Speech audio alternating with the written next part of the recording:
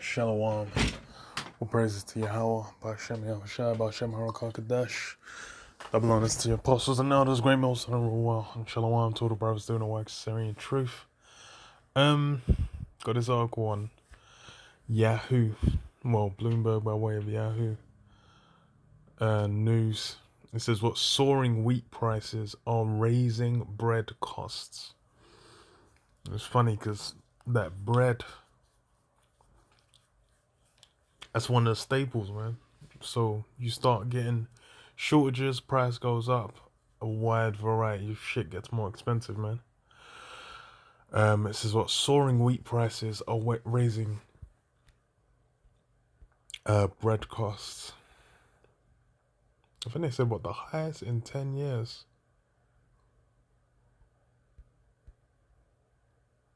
Oh, fertilizer surge. Okay. And so this combined disaster is a multitude of factors combining to to make these things happen. That's what's so peak. It's not just like, oh, one thing.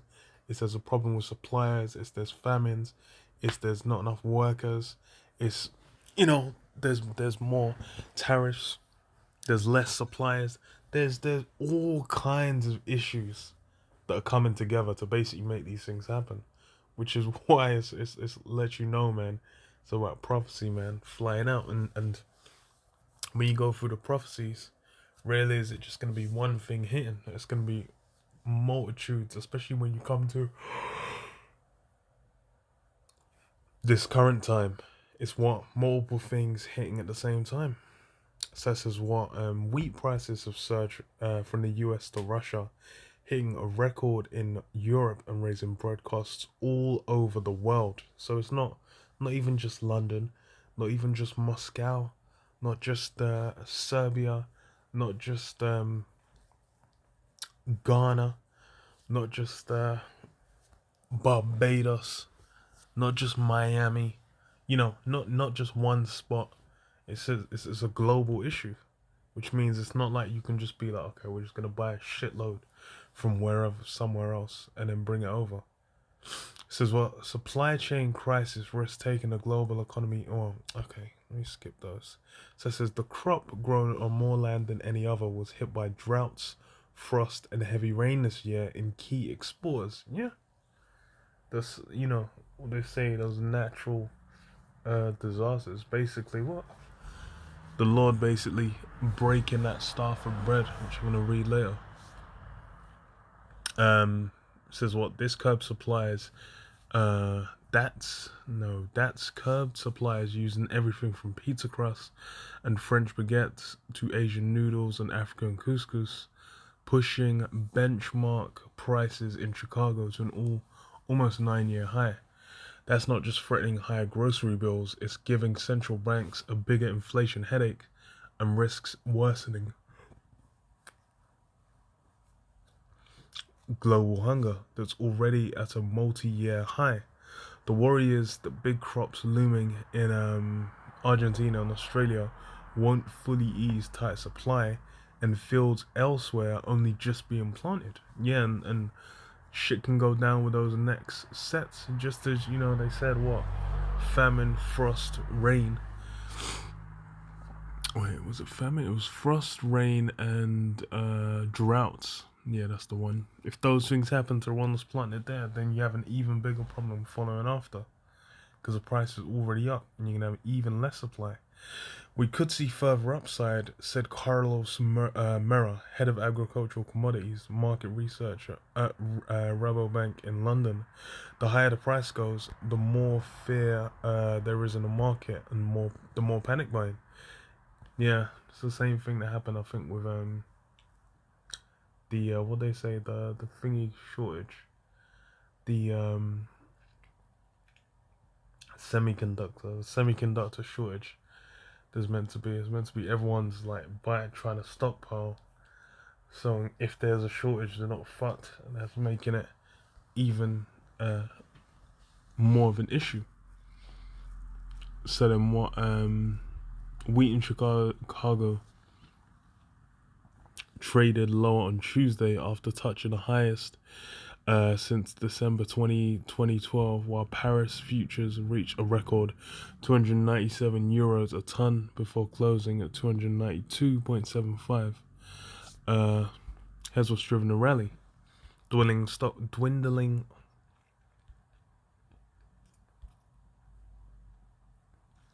stockpiles. While the world has a lot of wheat, much of that's held in countries like China, which ships little abroad. Inventories in the top 7 exporters, a better gauge of availability, um, are expected to sink to an 8-year low. Argentina and Australia just started harvesting, but it'll take the better part of a year before Northern Hemisphere silos are replenished with the next crop. Protectionist measures. Russia, last season's top shipper, started taxing exports this year to safeguard suppliers and keep domestic costs in check, and signaled an overseas sales growth is likely. That's helped to slow shipments and support prices elsewhere, while giving rival suppliers a chance to grab more market share. Man, it sounds like bruv, it's literally just all round. It's got peak, man. And now that there's a shortage, that's the thing as well. Is when there's a shortage, like they said, just limit how much gets exported. I mean, they're just gonna say you can only have so much. Because why? They're thinking, fuck that, we gotta eat, or the price just skyrockets. So this is what, although top wheat buyer Egypt temporarily balked at high prices last month, appetite from importers remains strong, with Saudi Arabia booking more than double the expected amount in its latest tender. Countries typically stockpile several months of supply, but governments can't risk running out before the next major harvest. So it might not even be felt immediately. It might be more as the year goes on before the next harvest kicks in. Then it's just like, damn. Either everyone's gonna be stuck dealing with what they've stockpiled, or it might run out altogether, man. We have to see. It says a rise in prices are becoming a bigger challenge. Turkey's president has blamed supermarket chains for a surge in food bills. Egypt is preparing to hike prices for the bread it subsidizes for its citizens, and Tunisia doesn't expect any relief in durum wheat costs until next year's harvest. Okay, that's the last bit. That's what it said. Cost of fertilizer. So while wheat's rally is good news for farmers, their costs are going up too. Fertilizer prices are soaring from Europe to North America on production shortages, threatening to weigh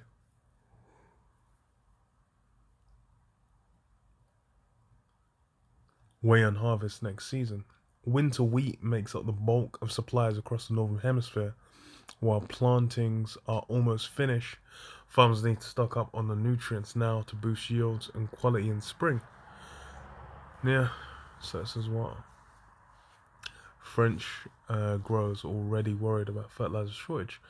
So yes, it's man said not even the price. Man said a shortage. That's funny as hell. So if there's a shortage, then like even when you do get a future harvest, them harvests are gonna be lacking substantially. It's not gonna be up to the same amount as before.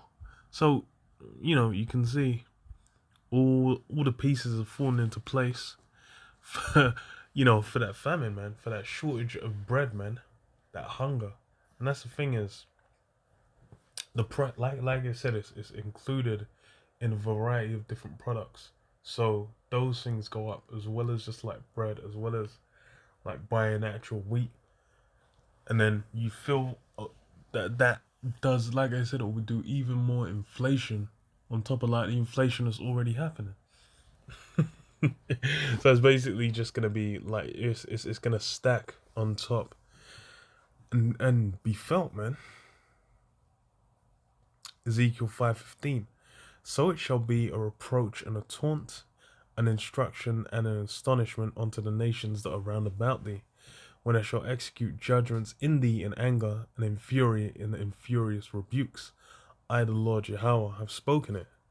When I shall send upon them the evil arrows of famine, which shall be for their destruction, and which I will send to destroy you, I will increase the famine upon you, and will break your staff of bread. Yeah, that famine, man, that staff of bread being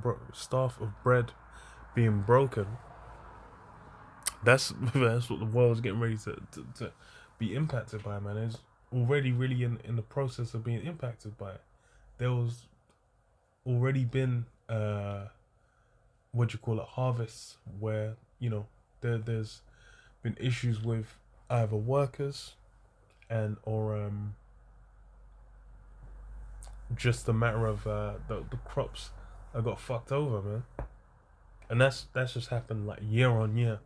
It's not even like it just popped up now. This is a thing that's happened a few times, and then you slowly get the trickle effect of prices going up or supply going down or whatever. And now it's happened for a multitude of products in a multitude of places, man. And that's to see over time. You're gonna have that increased pressure, man.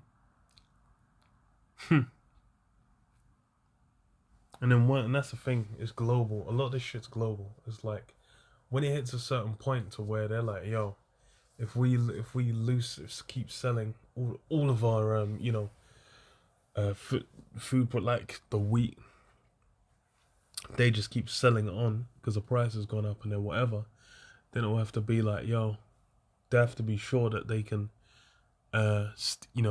keep enough for themselves and have just enough food to eat in general, man. So they might either have to start charging exorbitant prices so they can buy up other shit, or they'll just stop selling it altogether. And that's when it gets peak, because a lot of products are global. If all of a sudden, like UK, like even bananas, ain't going no one can grow no goddamn banana in the UK. Let let bananas stop coming into the country, people are gonna start losing it, man. I'm gonna be like, yo, why go on for my smoothies, fam?